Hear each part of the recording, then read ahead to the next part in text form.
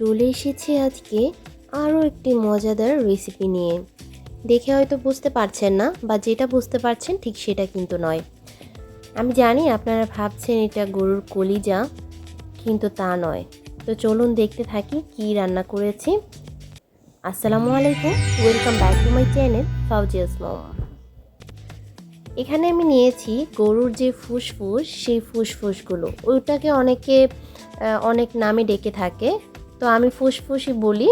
তো এই ফুসফুসগুলো খুব সুন্দর করে আমি ধুয়ে নিয়েছি। এবার ছোট ছোট টুকরো করে কেটে নেব, ঠিক কলিজার মতো করে। আর এই ফুসফুসকে কিভাবে খান আমি জানি না, তবে যেইভাবে খান আমাকে কমেন্টস করে জানাতে পারেন। তো প্রথমে আমি রান্না করার জন্য একটি কড়াইয়ে সয়াবিন তেল দিয়ে দিয়েছি পরিমাণ মতো। এবারে সেই তেলটা গরম হওয়া পর্যন্ত অপেক্ষা করছি। আর যখন গরম হয়ে গিয়েছে সেই পর্যায়ে দিয়ে দিচ্ছি এখানে আমি পেঁয়াজ কুচি। আর পেঁয়াজের পরিমাণটা একটু বেশি দিলে বেশি ভালো হয়। প্রতিটা মাংস বা ভুনার মধ্যে কিন্তু পেঁয়াজের পরিমাণটা একটু বেশি থাকলে খেতে ভালো লাগে। আর আমি কিন্তু এটা একদম ভুনা ভুনা করব, সেজন্য পেঁয়াজের পরিমাণটা বেশি রাখছি। এবারে পেঁয়াজটাকে সামান্য ভেজে নিচ্ছি আর দিয়ে দিচ্ছি দুটো তেজপাতা এভাবে চিড়ে। দিয়ে দিচ্ছি দারুচিনি 4 টুকরো, দিয়ে দিচ্ছি এলাচ 3 টুকরো, দিয়ে দিয়েছি লবঙ্গ 4 টুকরো। এবারে নেড়ে চেড়ে পেঁয়াজটাকে একটু ভেজে নিচ্ছি। যখন হালকা ভাজা হয়েছে সেই পর্যায়ে দিয়ে দিচ্ছি আমি আদা বাটা 1 টেবিল চামচ, দিয়ে দিচ্ছি রসুন বাটা, দিয়ে দিয়েছি জিরা বাটা। এবারে এই মশলাগুলোকে একটু নেড়ে চেড়ে ভেজে নিচ্ছি।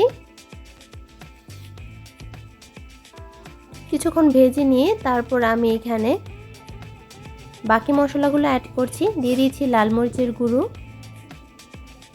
ঝালটা আপনারা যেরকম খাবেন সেই পরিমাণে দিবেন। দিয়ে দিয়েছি হলুদ গুঁড়া, দিয়ে দিয়েছি ধনিয়া গুঁড়া, আর দিয়ে দিচ্ছি স্বাদ মতো লবণ। আমি এখানে মশলার পরিমাণগুলো বলছি না, কারণ আপনারা যেই পরিমাণ মাংস বা যেই পরিমাণ ফুসফুস রান্না করবেন সেই পরিমাণে মশলাটা আন্দাজ করে দিয়ে নেবেন। তো এবার কিছুটা পানি দিয়ে মশলাটাকে খুব ভালো করে কষিয়ে নিচ্ছি। আর মশলাটাকে যত ভালো করে কষানো যায় এটার টেস্টটা কিন্তু ততই ভালো আসে। দেখুন আমার মশলাটা কষানো হয়ে গিয়েছে, উপর থেকে কিন্তু তেলটাও ভেসে উঠেছে। এই পর্যায়ে আমি যে ফুসফুসগুলো টুকরো করে কেটে নিয়েছি সেগুলো দিয়ে দিয়েছি। এবারে দিয়ে আমি খুব ভালো করে মশলার সঙ্গে নেড়ে চেড়ে মিশিয়ে তারপর ঢাকা দিয়ে দিচ্ছি।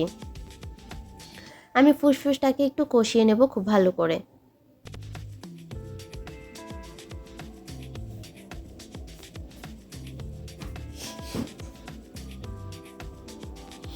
এটা থেকে অনেকটা পানি উঠে এসেছে, এই পানিটা কিন্তু শুকিয়ে নেব, আর শুকানো পর্যন্তই কিন্তু এটাকে কষাতে হবে। তো দেখুন আমার এটা কিন্তু খুব ভালো করে কষানো হয়ে গিয়েছে, উপরে তেলটা ভেসে উঠেছে আর একদম শুকনো শুকনো কষানো হয়ে গিয়েছে, দেখেই বুঝতে পারছেন। এই পর্যায়ে আমি দিয়ে দিচ্ছি আলু। আমি এখানে 4-5টি নতুন আলু টুকরো করে কেটে নিয়েছি, ঠিক ফুসফুসের মতো করে। আর এই পর্যায়ে আলুগুলো দিতে হবে, তা না হলে কিন্তু আলুগুলো একদম গলে যাবে। তো আলুগুলো দিয়ে আরও কিছুক্ষণ নেড়ে চেড়ে ভেজে নিচ্ছি।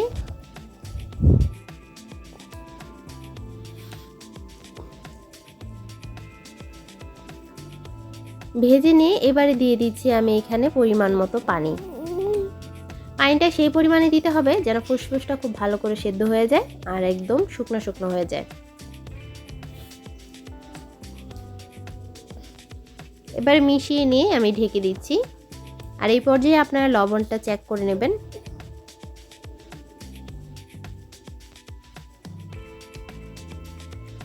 মাঝখানে আমি একটু নেড়ে চেড়ে দিয়েছি। আমার পানিটা অনেকটা শুকিয়ে এসেছে, দেখেই বুঝতে পারছেন। এইভাবে করে একবার ফুসফুস রান্না করে আপনারা খেয়ে দেখতে পারেন, অসাধারণ টেস্ট লাগে। দিয়ে দিয়েছি উপর থেকে কাঁচামরিচ। যারা ফুসফুস খেতে চান না তারাও কিন্তু খুবই টেস্ট করে এটা খাবেন, এতটাই টেস্টি হয়। কেউ দেখে বুঝতেই পারবে না যে এটা ফুসফুসের ভুনা করা হয়েছে, মনে হবে যে কলিজা ভুনা করা হয়েছে। তো আমার এটা শুকিয়ে এসেছে, দেখুন। আমি আর বেশি শুকাবো না, কারণ এটা ঠান্ডা হলে একদম আরও শুকিয়ে যাবে। তো এই পর্যায়ে আমি নামিয়ে নিব, আর আপনারা চেক করে নেবেন খুব ভালো করে সেদ্ধ হয়েছে কিনা। তো নামিয়ে আপনাদের দেখিয়ে দিয়েছি আমার এই ফুসফুস ভুনাটা ঠিক কেমন হয়েছে। তো দেখুন এটার মশলাটা কি সুন্দর চমৎকার হয়েছে মাশাআল্লাহ। আর এটা কিন্তু রুটি পরোটার সঙ্গে খেতেও অসাধারণ লাগবে।